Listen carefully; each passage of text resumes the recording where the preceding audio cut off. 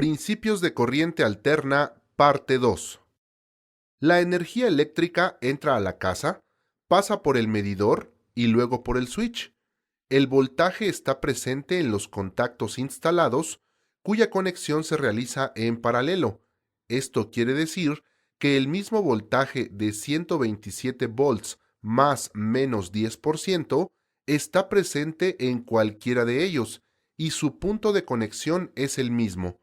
Además, la corriente varía de acuerdo a la carga. Al conectar algún aparato eléctrico o electrónico al contacto, los electrones, que son partículas pequeñísimas con carga negativa, se desplazan en los conductores de cobre de los cables y en los dispositivos internos de los aparatos, como el motor que mueve las aspas de la licuadora, el compresor de un refrigerador o el motor de una lavadora.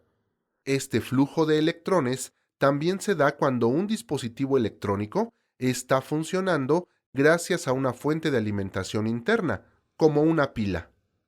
El flujo de electrones viaja en un sentido y luego en el otro, debido a los cambios de voltajes. A este flujo se le conoce con el nombre de corriente eléctrica y su intensidad se mide en amperes. El flujo aumenta o disminuye en función del aparato conectado. Calentar una plancha requiere mayor intensidad de corriente que un foco. Un foco demanda menos de 1 amper de corriente, mientras que una plancha demanda más de 10 amperes. La plancha y el horno de microondas son los dispositivos domésticos que requieren mayor corriente.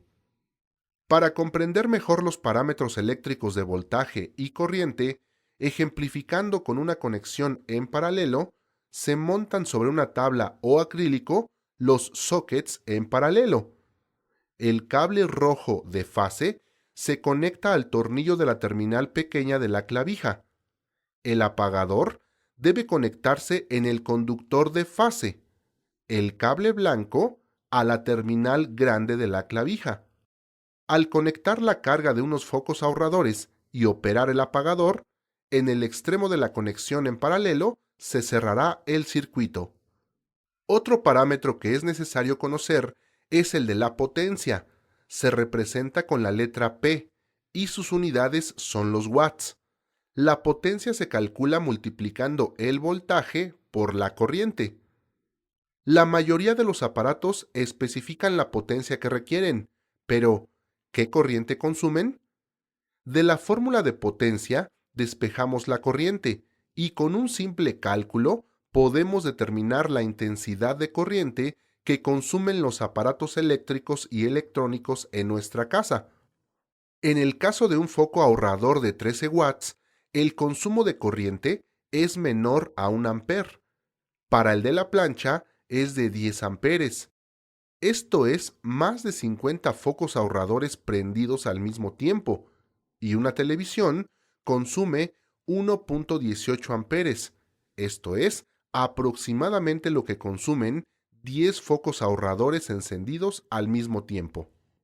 Recuerda que la energía utilizada en los equipos de tu casa fue generada a kilómetros de distancia y sus parámetros son voltaje, corriente, potencia y frecuencia.